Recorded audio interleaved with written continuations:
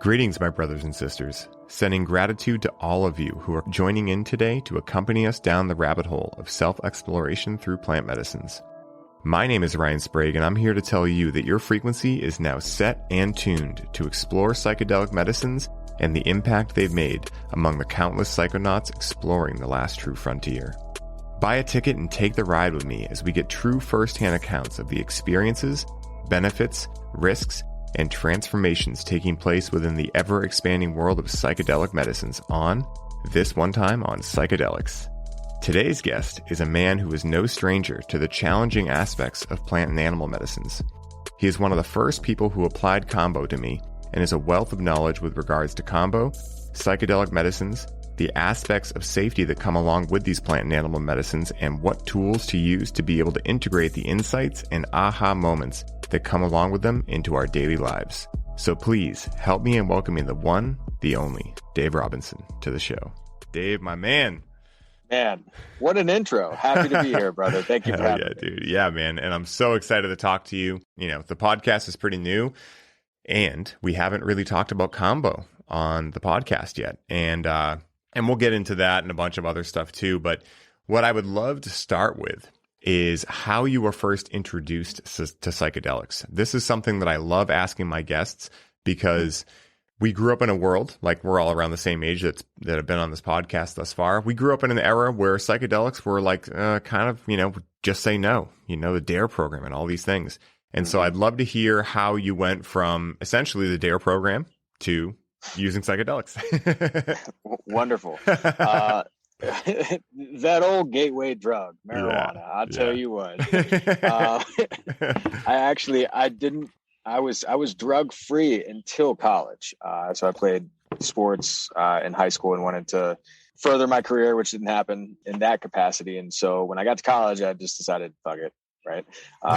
Started smoking weed. Yeah. The first experience I had with psychedelics was I smoked salvia like halfway through my freshman year. And that was crazy. Yeah. I did for so many reasons, which was a very harsh introduction to psychedelics, right? Very, very harsh. And salvia kind of, for me at least, has a real negative energy associated to it. Like I don't know whether you've heard that before, but it was not a kind, benevolent spirit. Let me put it to you that way. So I actually did not partake in any of the traditional psychedelics until after college, where I took our dear friend magic mushrooms for the first time and just had a walk through the fields and meadows of Harrisonburg, Virginia, and one of those experiences, right? But it didn't shift anything for me per se. I would say over the past 3 or 4 years, I've started to get back into looking at psychedelics and plant medicine, animal medicines as being, from a much more holistic standpoint, as my understanding of myself and of, those medicines grew. So I'm actually very happy that I saved my fun / transformative experiences with psychedelics for my 30s, as opposed to my early 20s when I could have done, other things. So, yeah. That's amazing, man. It's so funny you brought up salvia because salvia was actually the first psychedelic I tried as well, right? And it's like silly Westerners, we're smoking it and it's supposed to be made into a tea, and I smoked it. Ripping it out of a bong. Yeah. Like I'm talking like an old school bong too, like not even like a good bong. Like you're talking like the ones you used to get before. Like I was like 16 when I first did that and I didn't even use cannabis at that point in my life, right? Like I smoked cigarettes, which like looking at me now, it's like, what? But I had pretty much tried alcohol and cigarettes, and then I went right to salvia. And salvia is like the night terror of psychedelics. Like if I was going to give like dream states to each one, it'd be the night terror, 100%. It really makes no sense. That's the best way I could put it. And so I'm really glad you brought that up. It's really cool to hear about your first experience too in college. I went to a college that I didn't live at. And so therefore, but I was also going to raves every weekend, and I was watching people like eat crystals off their hands and God knows what they were eating. And so I just didn't get into any of that until actually like right around after college. And then I tried psilocybin for my first time too. And I remember it just having this interesting effect on me. It wasn't anything like, oh my God, profound. It was definitely like, hey, there's something here for sure. But it was almost more of like, I read the back of the book, you know, and it was like, okay, I'm intrigued. You have my attention. But it wasn't until later for me as well that I actually feel I could, you know, take in that sort of experience and actually apply it in a profound way.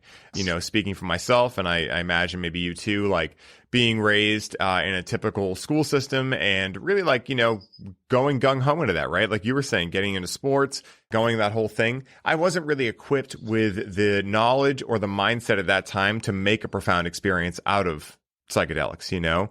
Correct. And so it really wasn't until I was around 26, 27 that I started actually using them with intention and being like, whoa, and then blowing the doors off the hinges, so to speak. Right. Yeah, man. And psychedelics for me, like really helped me in thinking outside of the box, and it helped me begin questioning the things I knew to be quote unquote true. And I'm curious to hear if something similar happened to you when you started having those profound experiences and what effect that had on you as an individual. Well, I remember to that first psilocybin experience I had, it was raining.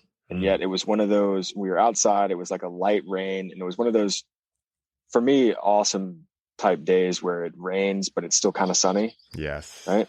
And I remember specifically, we were walking from one friend's house to the other friend's house, and we knew it was like 2.5 miles. We thought it'd take like an hour. And of course this turns into like a 5-hour like journey to get from one friend's house to the other friend's house. Right. And I remember walking under, it was springtime in the mountains of Virginia. So everything's blooming and really pretty. And I remember walking under like a arched trellis or something like that, you know, on the sidewalk. And I was underneath, or I guess surrounded on at least my sides and above me with life, with plants, right? With green and flowers and beautifulness. And they were dripping water. Right. And I had this sudden realization of like, whoa, like I've always hated the rain, but I wouldn't be here seeing these beautiful things if it wasn't for the rain. And it was a real subtle and yet drastic cognitive shift of just a completely different lens and perspective on something that I had already formed a very strong opinion on. Right. And it went opposite to that very strong opinion. Like before, I really didn't like the rain, hated the rain. And even so, like dry or, you know, wet, rainy days aren't my favorite things in the world. And I can now appreciate and have the perspective of, well, you know, there's the ebb and flow of life, and you got to have the rain to get the flowers and yada, yada, yada. Right. Yeah. And so that was the first, I think what it's done for me is soften the edges a little bit, because, and the other major experience in my mind that came to my mind was in the past year and a half, I had a psilocybin journey. And the biggest thing that came out of that for me was, I scribbled like 3 phrases in my notebook. It was life can be easy. I can be easy. I am ease, or I live with ease, or something like that. And I was grinding and grinding and grinding. Like that was the tagline of my company, grind on. You know? So I was just making it so hard on myself in so many ways. And, you know, I accepted that life could be easy, or I am easy. I live with ease. And it was another big softening, another big shift for me in just, okay, well, it doesn't necessarily have to be done this way.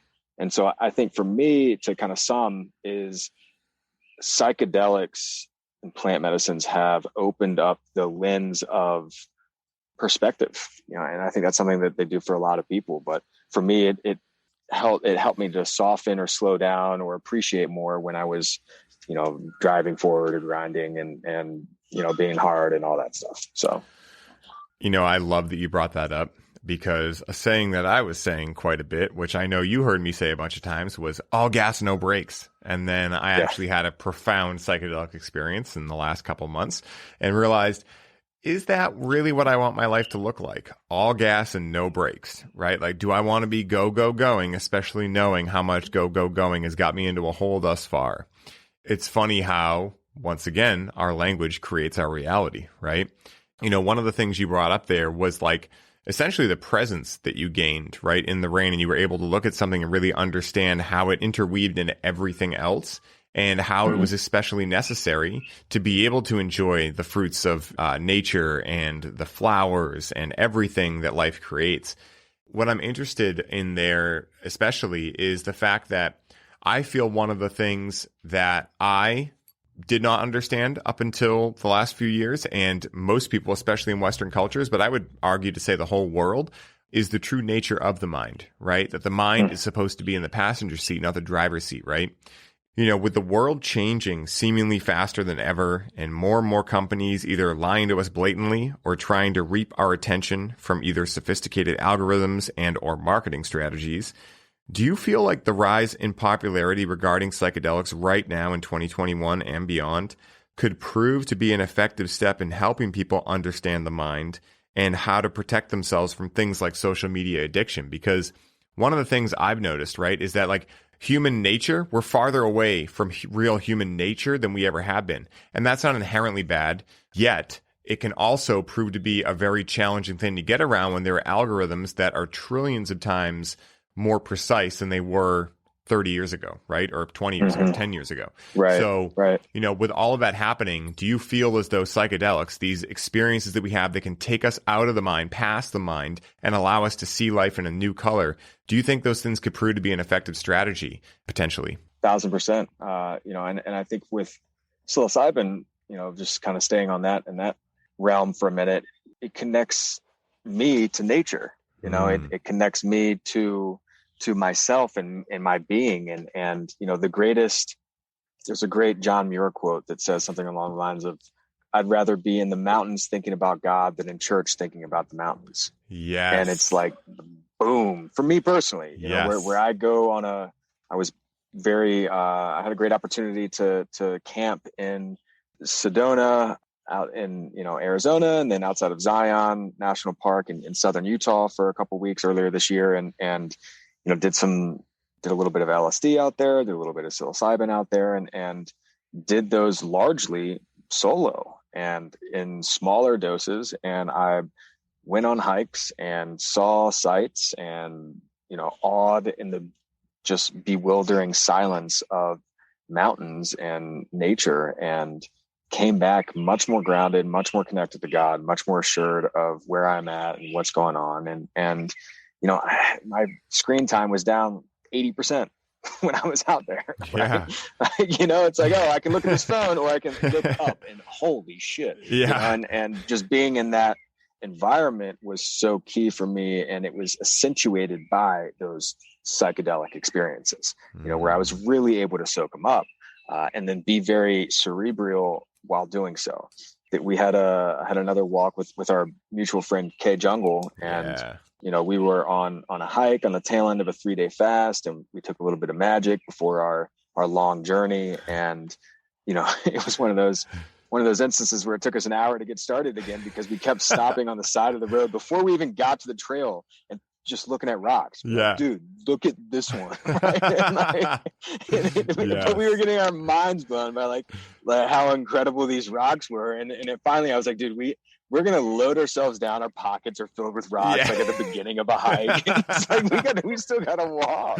Like, we need to choose your favorite rock, put the rest down, and start. Yeah. So, you know, it's just a really connective space for me, and gets me closer to nature, even if I'm doing something in my backyard. Yeah. So I love it. Yeah.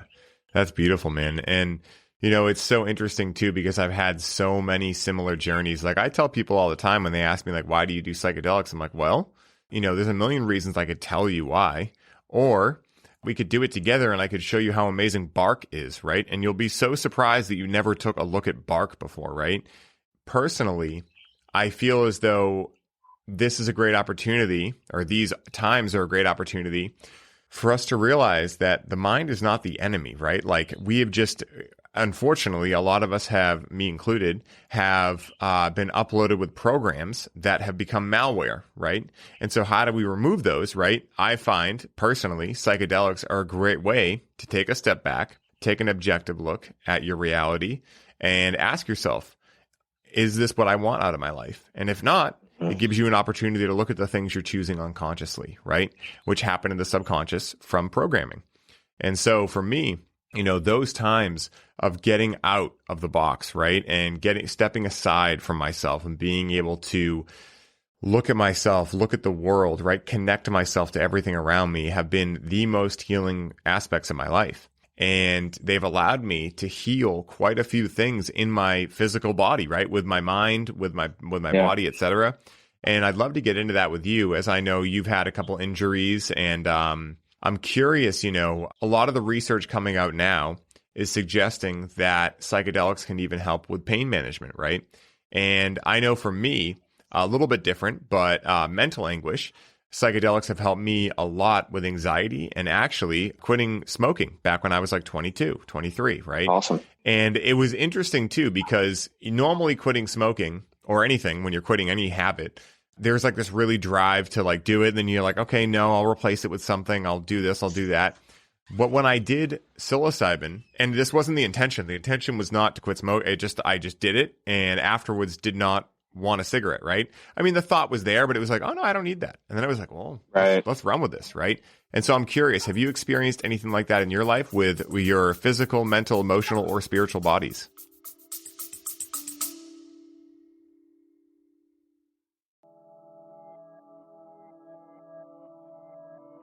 Hey, everybody. I hope you're enjoying the show. I wanted to take a quick moment to let you all know that the doors are officially open for the Conscious Cannabis Collective.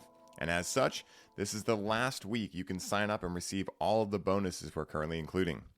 This is the last time I will be personally onboarding those of you who sign up with a complimentary one-on-one session, and you'll have the ability to get the Grow with Cannabis course for free during this limited time. For more info on how you can take advantage of this offer, head down to the show notes for this episode and secure your spot today, as we only have so many spots left and they are filling up quickly. Now back to the show.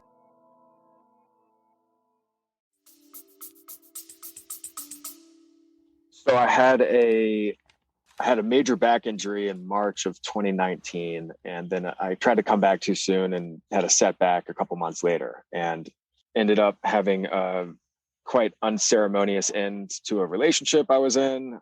I had a lot of like transition type feelings or sentiments, right? I ended up experiencing a 3-day dieta, which is a Kambo cleanse that helped me tremendously to begin the process of shedding and letting go of old identities, of old habits, patterns. I mean, I had a lot of my physical back issues were related to, those feelings of inadequacy or needing to put on an armor, 10 years ago, back when in the old, insecure powerlifting days, right? And Yep. That armor, I was still hanging on to segments of that. Like I didn't need that anymore, and after the dieta, after, this process of grieving like that old self of mine, right? I let go of physical items. I let go of, relationships, etc. I mean, dude, I lost 20 pounds quick and was able to start moving again, was able to start being a little bit more free in my thought and my movement and my actions. And all of that helped tremendously in the context of healing, healing my physical self through these other modalities. And so short answer that, long short answer yes, long answer that. Yeah, that's beautiful, man. And it's so interesting too, because I've had similar things happen to me in my life, right? Where you're just going. Again, that all gas, no brakes, or grind on, right? And then the universe just throws you a bone, right? And it's like, listen, you need to relax for a little while, right? And sometimes our darkest moments can be the times where the light can shine in the most, right? I sound like a Hallmark card, but I know, and it's so cliche, and yet, at the same time, it's like, it's the greatest thing that ever happened to me. Like, I'm not going to say that, but I wish I didn't throw out my back, and I learned so many lessons from it. And, ultimately I am very grateful for the lessons and the experience and where I am now as as that was part of the journey. Yes, so. Absolutely. Yeah. And, it's like that classic saying, what doesn't break you makes you, right? And, right. Or are you going to allow something to make you or break you rather? For a lot of people listening, I can imagine they're hearing this and they're like, whoa, that's amazing. And one of the things that I love, that I would love to talk about with you, is the idea that to have these types of things happen, if someone listening is like, hey, I want to do psychedelics, I haven't done them yet, or maybe I have done them, maybe they've had a challenging experience, et cetera, or whatever.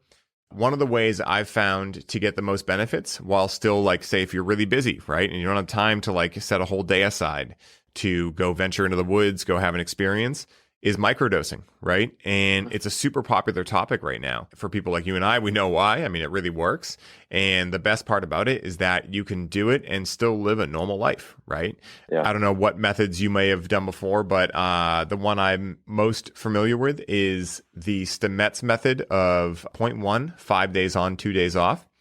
And that has been extremely impactful for me in the past, right? It got me through a really dark time of anxiety and depression a couple of years back. And so I'm curious, have you experienced microdosing? And if so, what would you say about it in regards to the big experiences? Do you think it's as impactful, or what's been your experience with it?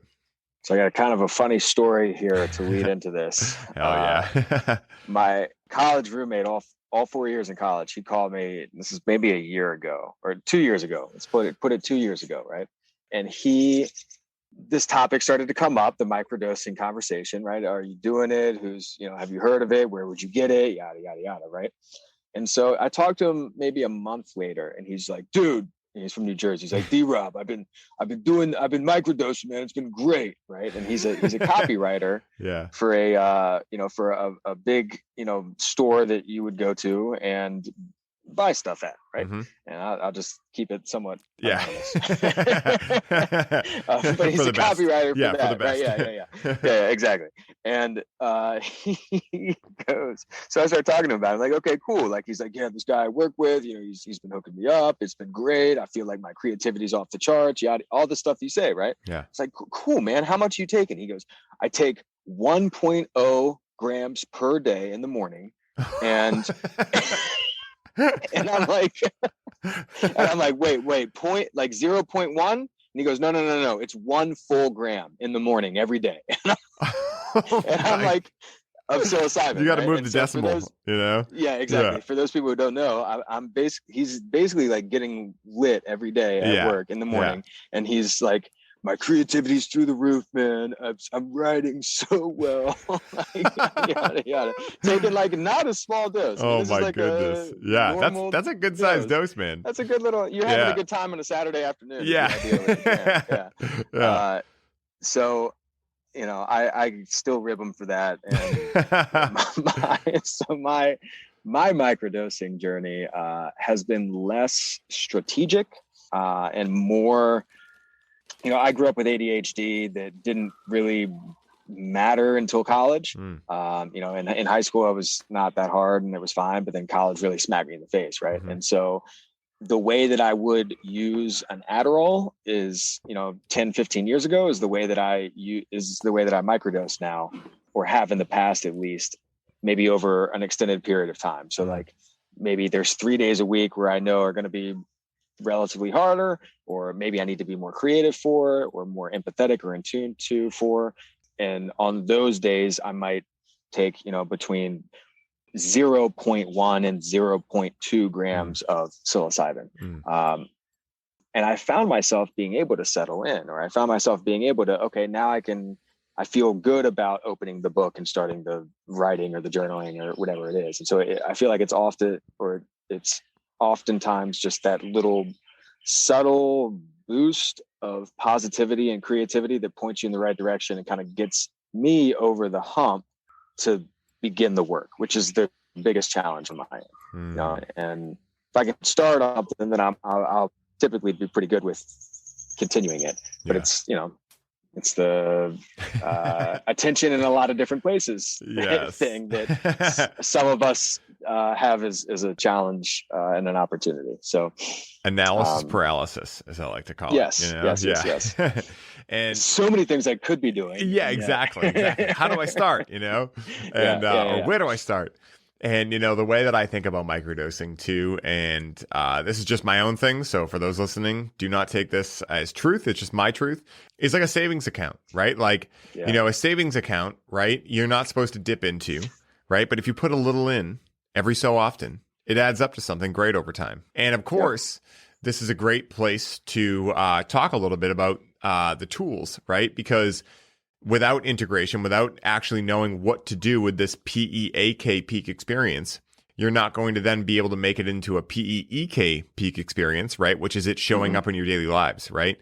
So for instance, for me, to give an example, like meditation has been a gigantic tool in my tool belt for how to manage psychedelics, both when I'm on them and when I'm off them. So say, for instance, I do psilocybin and I decide I'm going to do a meditation, right? Put in some frequencies and just, or some binaural beats and just, zone out. And so I go far out and I go, whoa, this is possible, right? So it must be possible without anything. And then I know when I practice meditation in my normal waking state, I understand like how deep I can go, right? And then it's about surrendering enough, and usually it takes longer, but it is possible to get there. And so psychedelics make it light up that area for me. And then the tools, right, in this case, meditation, allow me to get there even without psychedelics so that I can then integrate those experiences into my daily life, right? And so what are some of your favorite tools you use to do just that, to integrate in the daily life? I'm going to call nature a tool. Yes. Because there's always a spot. You can always get to a spot where you can close, sit down for a little bit, put your feet in the grass, or lean up against a tree, or, something, hear some water running, or get near water or something like that. Right. So I'm definitely going to call nature a tool, both before, during, and after any of those experiences.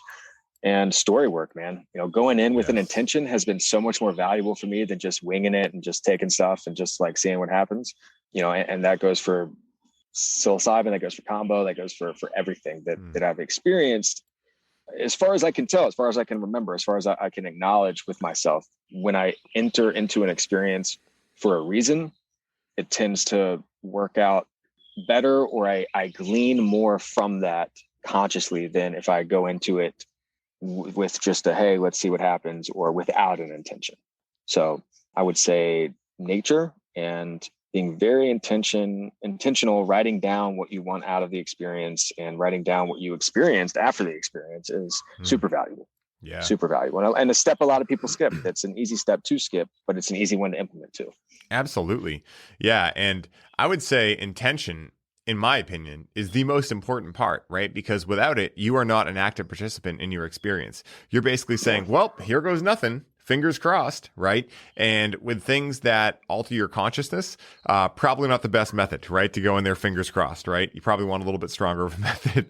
Having been someone who has done both sides, I can tell you that the side with intention usually ends up much more comfortable. And even if it is uncomfortable, at least you understand there's a purpose to it and you understand that there's something you're going to get from it, right? And yeah, I can think of a couple stories right off the bat, which are pretty funny at music festivals. But so one thing that I'm really excited to talk to you about, and I know this is coming, is Kambo. Yeah, Kambo is something that I was introduced to earlier, like mid 2020. And at first I was like, I'm not going to get poisoned by a frog, right? Like that does not sound enjoyable.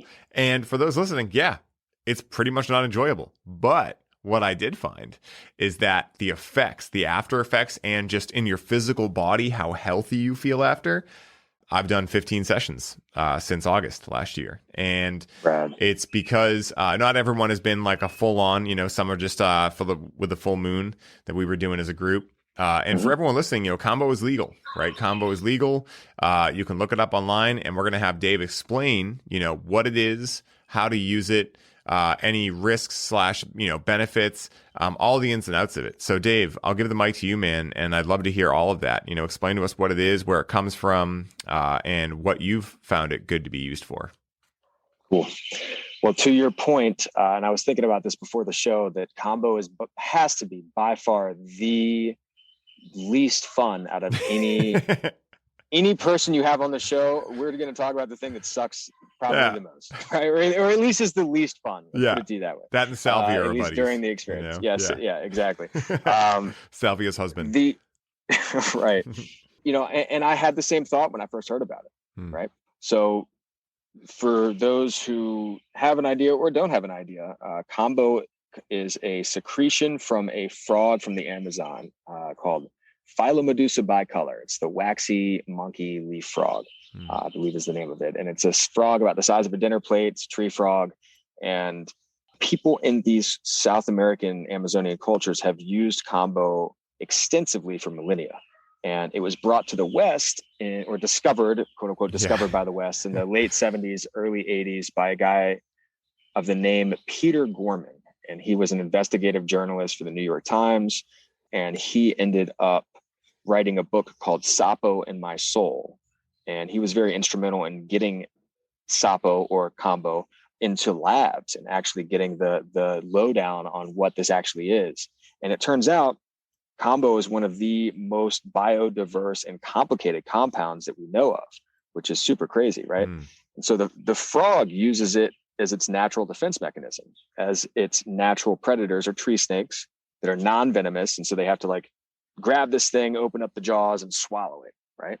And so that gives enough time for the frog, typically in its natural defense, to secrete this Kambo and basically blow the lid off the snake or whatever's trying to eat it, right? and oh man, and this is very important.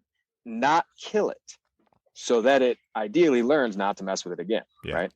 So tribesmen use Kambo for a number of reasons, and it's traditionally used as a pre-hunt prep for the body, right? And in large doses over long periods of time, it supposedly masks human scent and really accentuates hearing and smell and vision and things of that nature. It's naturally antimicrobial and anti-parasitic. And so being in the jungle, right, the Amazon, that's super valuable for all the little nicks and cuts and, infections and bugs and stuff, right? They used it for fevers, for gripe or cold or things of that nature. And one of the reasons that they use it, and one of the most profound reasons that I found for me using it personally, is they believe that it helps dispel the body of panema. And panema is the bad vibes or bad forces or bad energy that gathers in the body and manifests itself as, all of the negatives, right? The frustrations, the anxiety, the depressions, the anger, et cetera, right? And so the way that this substance is applied is first the frog is kind of gathered in or captured or called in, right?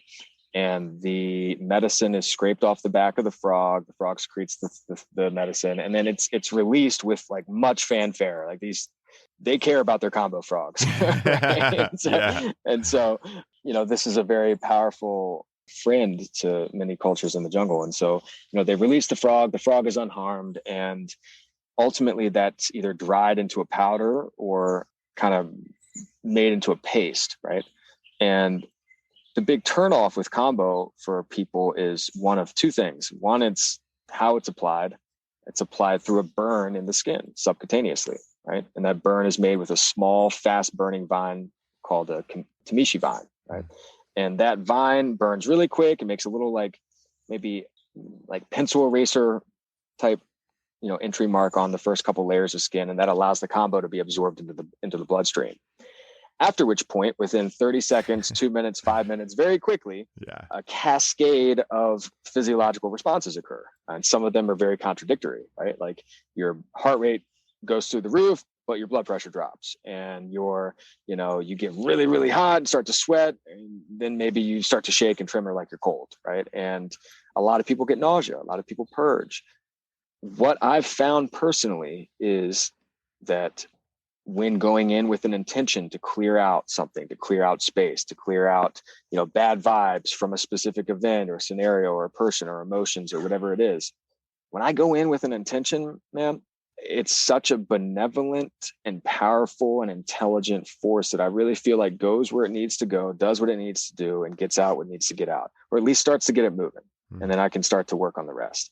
And, I found over, 3-ish years or so of personally receiving the medicine and then being a facilitator for serving the medicine, that for a lot of people, it's a immediate pattern interrupt for what they've been going through, how they've been thinking about it. And the juxtaposition between how one feels when you're in the middle of the shit with Kambo versus like an hour later or the next day is so night and day that it can be such a, like a, oh, wow, like it feels just so good to be alive. Mm-hmm. And you can start to take that thought and run with that. Mm. Right. And so, again, I've seen it for physical issues. I've seen it for physiological and emotional issues, psychological issues. There are a lot of benefits, in my opinion, for introducing Kambo for a lot of people.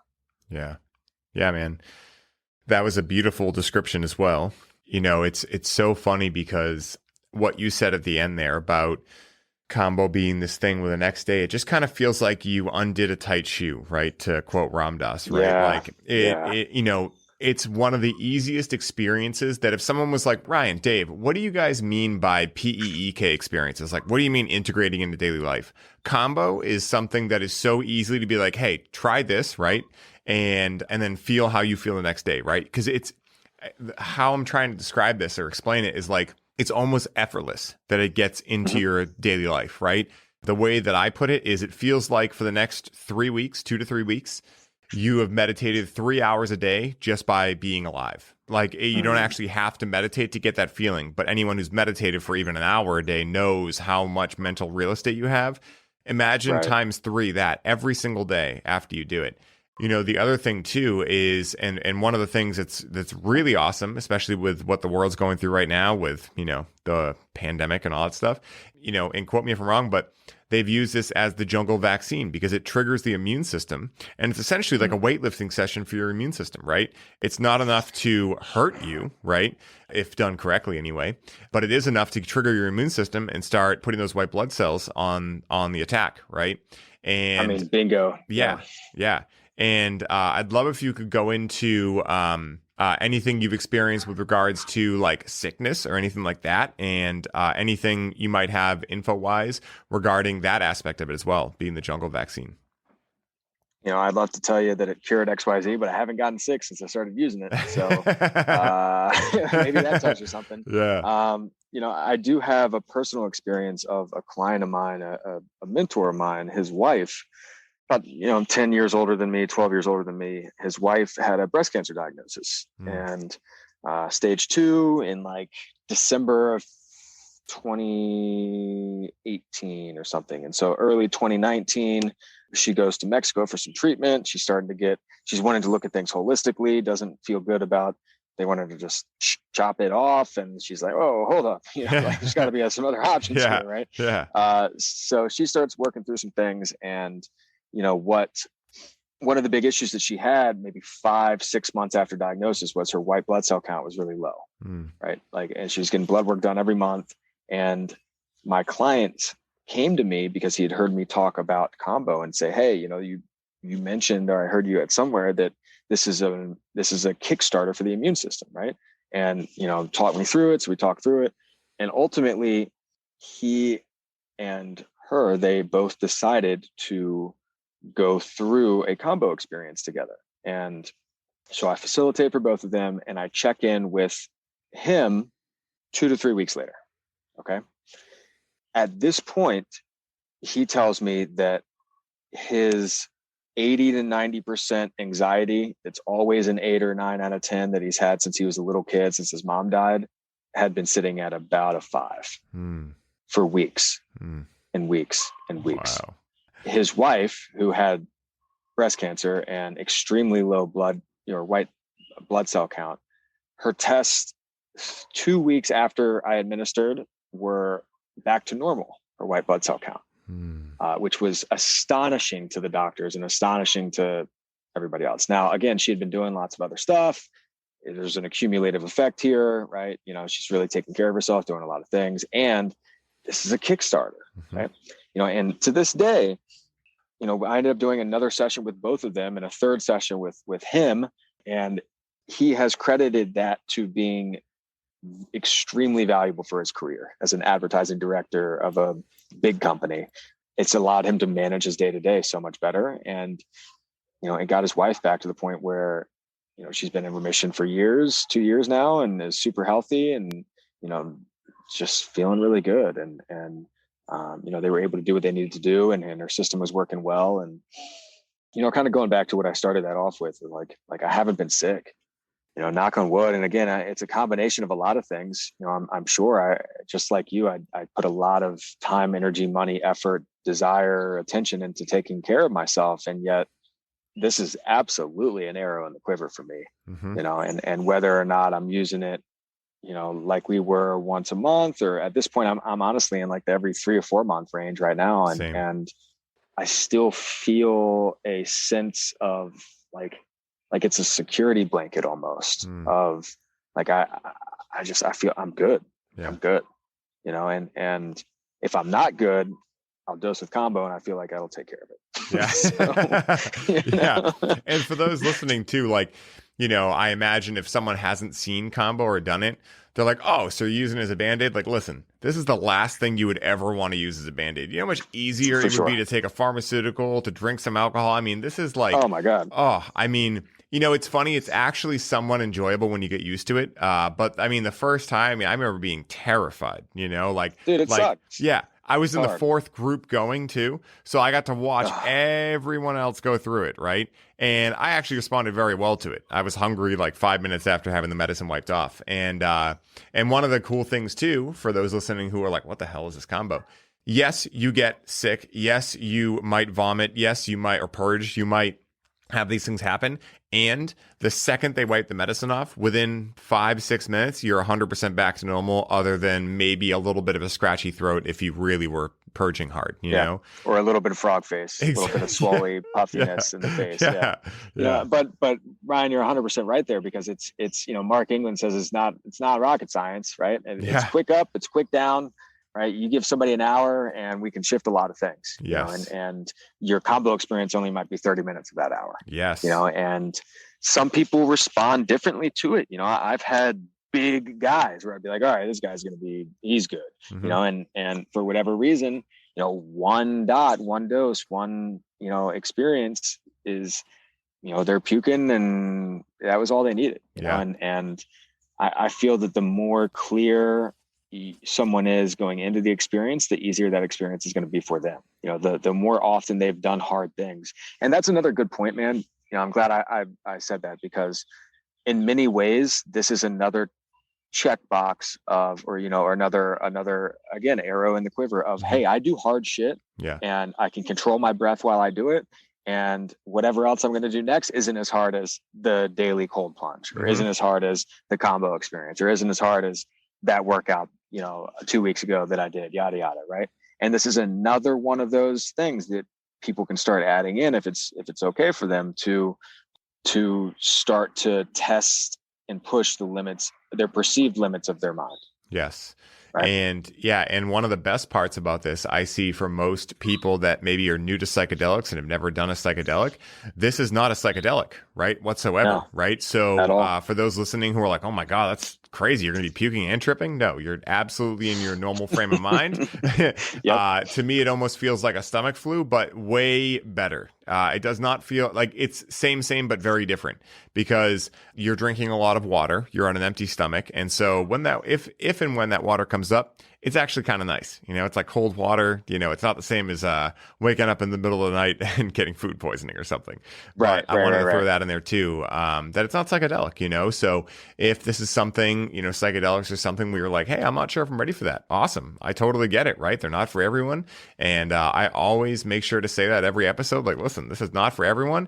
And this is a great option where if you're someone who's like, I'm not ready to explore consciousness yet, but I am ready to see if I can unload and put down some of what I'm carrying, Kambo is a great opportunity, and it's very quick too. You can literally do it, and as long as you have an hour before work or something like that, you can go to work after. And I would say, at least for me, 10 times out of 10, but out of what I've seen, I'd say a good 9 times out of 10, people are ready to go within an hour. The only thing I've seen is, maybe a good nap, some people want after, if they're really going nap. for it. Yeah. It's like, if you pick 2 out of 3 ain't bad, 3 out of 3 is great. Nap, eat, smoke. Yes. It's just a great, in whatever order that you feel called to. Yes. It is really solid. Yeah. Kambo is for a lot of people. I do want to point out a couple of contraindications. just for folks listening, it's not great for folks who have heart issues or who have had heart issues. That's a biggie, because it does, again, it's going to jack up your heart rate and drop your blood pressure all at once, right? Which is a very strange feeling. So just bear that in mind. Obviously, if you're pregnant or want to become pregnant, that's not a good use. History of bulimia is also a big contraindication. And yeah, just be careful if you take the COVID vaccine and decide to want to do Kambo. And in and around 5-MeO as DMT is also not a good combination as well. So there are a couple people for whom Kambo would not be ideal or potentially dangerous. And so I do want to mention that for most folks, it's going to be a good tool to use if they would like. Yeah. Yeah, I love that, man. And that ties in perfectly with what I was going to bring up next, which is the subject of safety, right? With psychedelics. Yeah. I mean, I've firsthand seen a lot of reckless things happen when people are on psychedelics because they did not prepare correctly. Maybe they didn't understand what they were getting into. Music festivals are like a common ground for these things happening. And the importance of safety and when you're using these medicines, to me, comes down to what rituals, products, and guidelines we use when we're preparing for a psychedelic experience, right? Or Kambo experience. Yeah. And so I'm curious, what rituals, products, and guidelines do you typically use to ensure a safe ride when you're venturing out or doing Kambo? Love it. Guidelines is I'm a big fan of minimum effective dose. Big fan. Cannot be a pissing contest or a dick measuring contest or anything like that for how many dots did you take, how many grams did you eat, how many, XYZ, right? Everybody's journey is individual. And I always adhere on the side of less is better. Come again next time. And that's from the standpoint of fitness as well, right? It's like, okay, like we can put someone under a bar for, 100 reps of, back squat, or we can like ease someone in on their first day off the couch, right? So there's proper ways to do this. Yes. I would absolutely say, in my opinion, that minimum effective dose is one of them. Otherwise, I love entering into these experiences fasted, or at least potentially breaking a fast in and around that time frame of using. Whereas maybe going into a psilocybin experience fasted and then potentially breaking the fast with something, a tea or cacao or something that I've preparing the psilocybin with, right? And then eating if I'm called to on the journey. And then with Kambo, absolutely fasting beforehand, at least 12 hours, up to 24 or longer. And I have found that the more clear I am going in, again, the more I'm able to experience what I'm there to experience and then get out what I'm there to get out of it. And so fasting and making sure that frame of mind is there, right? I've experienced hesitancy prior to going into certain things, and oftentimes that hesitancy doesn't go away. It just keeps growing, right? Yeah. So like answer those objections up front, ask the questions you need to ask, write down the things you need to write down, speak your qualms or fears or whatever they may be, even if it's only to yourself, so that it's out and it's not in while things are also in. Right. Yes. You should know what you're getting into before you get into it, to your point on the, recklessness involved sometimes. So set and setting, safe containers, those are always super important, and being around people love and trust make an experience really, really valuable. Yeah, I love that. And I would agree with all of that, especially the set and setting, right? Which I feel like is almost a broken record in psychedelics, but for anyone who has had the wrong set and setting, it makes sense why, right? Like that's why we all talk about this, because, it really wasn't until 2 years ago where I actually understood, like, I can't even really recall what happened, but it was a good experience I had in the right set and setting. That's what happened. I had the right set and setting for like the first time. And I had always thought I did, like, hey, I'm with my friends and, music festival, whatever. And again, I'm not saying you can't have fun at a music festival. You can do it. It's just, it's again, like, what are you looking for out of the experience? Are you looking to, be around a lot of people and do that? Okay, cool. There's a time and place for that. But I know for me at that time, the medicine that I was looking for was actually to go inward, right? Especially with psilocybin, right? Because that's like the mother of going inward.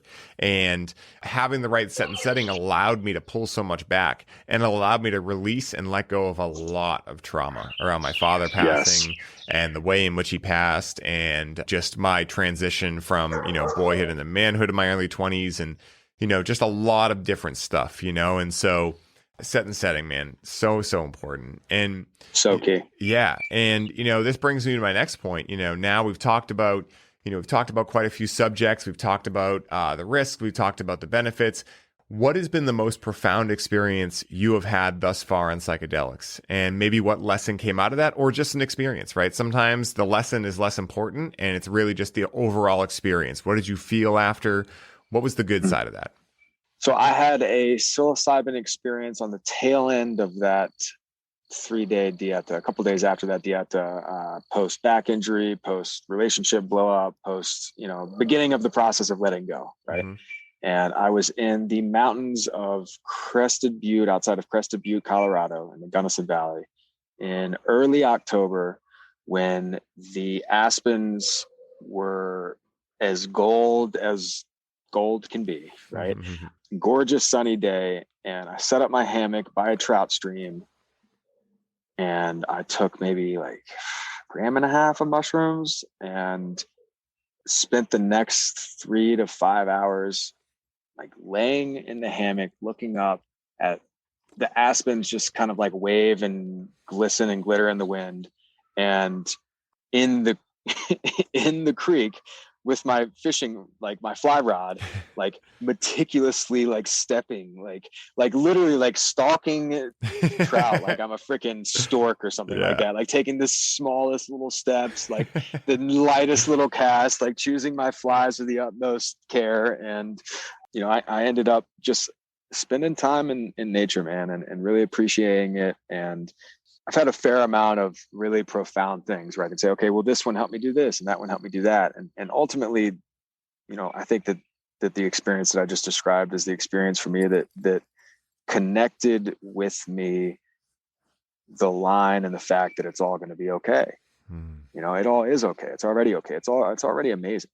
Right? Yes. And I don't need to necessarily change or I this transition and all the things I'm leaving behind and the uncertainty moving forward. All those things don't matter because I'm okay now, and life is beautiful.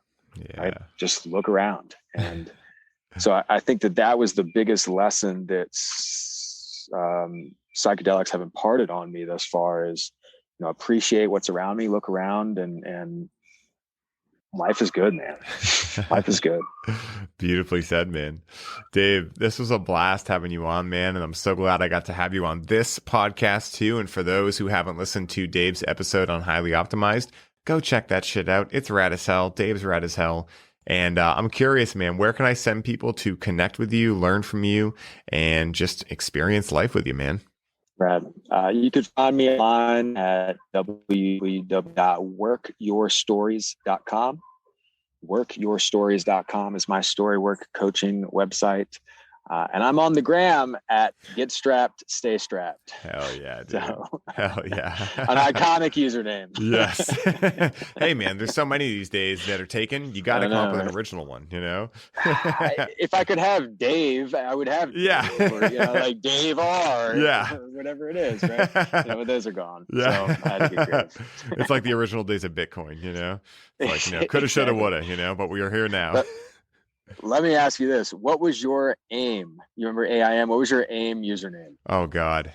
My first one, and this is super embarrassing to admit, Master Playa 888. But the second one, right, once I became like, that was when I was like 11, guys, all right, or 12, something like that, all right? So don't judge me on that one. But the second one, when I started getting into metal music and I thought I was so cool, I actually swagger jacked it from this guy from Sweden who was a really good guitar player. It was Ancient Sex Ritual, which... I mean, actually, like looking into my life now, I'm like, well, I am into a lot of ancient stuff and a lot of ritual stuff and fucking a lot of sex stuff too. So, yeah, sex was great. Yeah. That's so fun. So, yeah. I'm not doing it ritualistically, not yet anyway, but yeah. No. What was yours? My first one was the Admiral 247. My second one was Soccer Man 1988. Nice. And my best friend was named Dave Coleman. He lived 5 houses down from me, and I still call him Dave Dog 52. So, like, yo, Dave Dog 52, what's up, man? For those who know, you know. Right, exactly. Dude. Exactly. Well, Dave, I got Cheers, one more. bro. I got one more question for What you, you got? real quick, What if you got? you're up for it, man. Of course. All right. So, if someone listening was just swayed by you to experience psychedelic medicines for the first time, what piece of advice would you offer them to give them the best opportunity to have the smoothest experience possible? Go all the way. Hell yeah. Go all the way. There is no other feeling like that. Yeah. You will be alone with the gods, and the nights will flame with fire. I love that, man. Go all the way. Hell yeah. Spoken like a true gangster, man. And guys, from the first moment I met Dave, he stood out to me as a beacon of strength and grounded energy, and has held through to that impression every time we have chatted, sat in ceremony together, and gone down the rabbit hole together. Dave is truly a testament to what these medicines can do when done responsibly, consciously, and with intention. Dave is an absolutely invaluable resource on Kambo specifically, and if any of you listening are interested in learning more about Dave or this medicine, reach out to Dave and allow him to share the information necessary with you to allow you to use discernment in deciding if this medicine is right for you. Speaking of medicines, having the opportunity to do this show and share it with all of you is pure medicine for my soul. And I would be so grateful if everyone listening could share it with the world around them and leave reviews on iTunes, as this is a new show, so we can help the world around us learn about these powerful medicines and the effects they can have on our lives. Dave, thank you once again for sharing your time and wisdom with us today. And until next time, may your journey be full of light. Aho, brother.